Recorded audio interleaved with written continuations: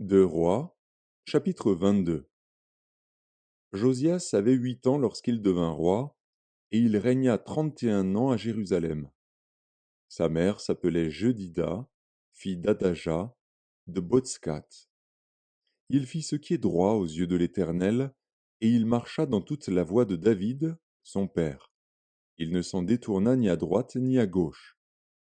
La 18e année du roi Josias, le roi envoya dans la maison de l'Éternel Shaphan, le secrétaire, fils d'Atsalia, fils de Meshulam.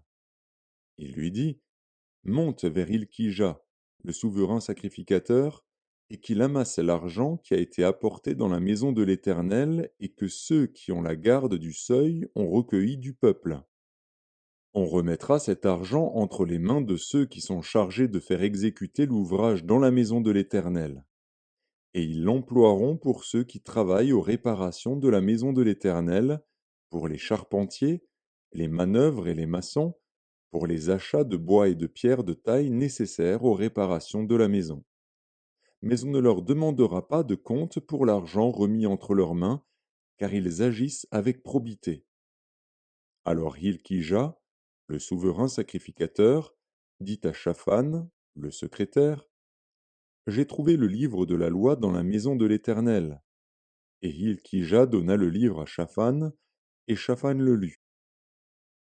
Puis Shaphan, le secrétaire, alla rendre compte au roi, et dit, tes serviteurs ont amassé l'argent qui se trouvait dans la maison, et l'ont remis entre les mains de ceux qui sont chargés de faire exécuter l'ouvrage dans la maison de l'Éternel. Shaphan, le secrétaire, dit encore au roi, le sacrificateur Hilkija m'a donné un livre. Et Shaphan le lut devant le roi. Lorsque le roi entendit les paroles du livre de la loi, il déchira ses vêtements. Et le roi donna cet ordre au sacrificateur Hilkija, à Achikam, fils de Shaphan, à Akbor, fils de Miché, à Shaphan, le secrétaire, et à Azaja, serviteur du roi. Allez, consultez l'Éternel pour moi, pour le peuple et pour tout Juda, au sujet des paroles de ce livre qu'on a trouvé. Car grande est la colère de l'Éternel, qui s'est enflammée contre nous, parce que nos pères n'ont point obéi aux paroles de ce livre et n'ont point mis en pratique tout ce qui nous y est prescrit. Le sacrificateur Ilkija, Achikam, Akbor, Shaphan et Azaja allèrent auprès de la prophétesse Hulda, femme de Shallum, fils de Tigva, fils de Haras, gardien des vêtements. Elle habitait à Jérusalem, dans l'autre quartier de la ville.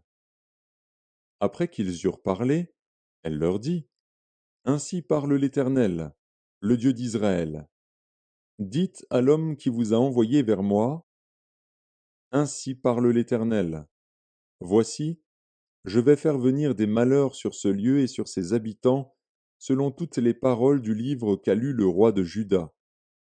Parce qu'ils m'ont abandonné et qu'ils ont offert des parfums à d'autres dieux, afin de m'irriter par tous les ouvrages de leurs mains, ma colère s'est enflammée contre ce lieu, et elle ne s'éteindra point. Mais vous direz au roi de Juda, qui vous a envoyé pour consulter l'Éternel, ainsi parle l'Éternel, le Dieu d'Israël, au sujet des paroles que tu as entendues. Parce que ton cœur a été touché, parce que tu t'es humilié devant l'Éternel en entendant ce que j'ai prononcé contre ce lieu et contre ses habitants, qui seront un objet d'épouvante et de malédiction, et parce que tu as déchiré tes vêtements et que tu as pleuré devant moi, moi aussi, j'ai entendu, dit l'Éternel. C'est pourquoi, voici, je te recueillerai auprès de tes pères, tu seras recueilli en paix dans ton sépulcre, et tes yeux ne verront pas tous les malheurs que je ferai venir sur ce lieu. Ils rapportèrent au roi cette réponse.